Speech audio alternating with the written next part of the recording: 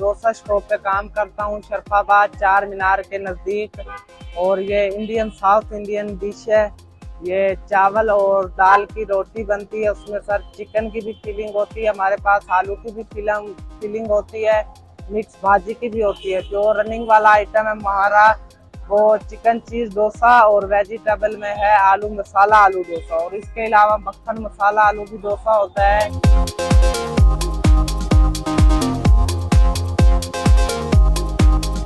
Masala aloo dosa, chicken and chilli dosa running order है हमारा। नहीं, कराची में नहीं मिलते हैं सर, हमारे इधर ही 4 साल से हम काम कर रहे हैं इधर।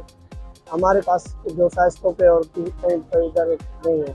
नाम सुन के ही जो आते हैं सर, इसका नाम डोसा स्टॉप है, इंडियन आइटम है, स्पेस वगैरह बहुत अच्छी है, इसलिए रात को 8 बजे से रश होती है, वैसे 2-3 बजे तक बहुत चलता है।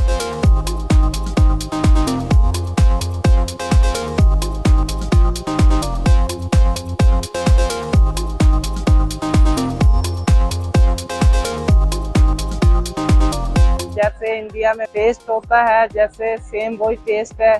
ये ओनर हमारे घर से बना के आते हैं, सब चीज़ इधर हम फ्रेश माल देते हैं, बनाते हैं इधर, और कस्टमर काफ़ी लुत्फ़ अंदोज़ होते हैं, खाते हैं।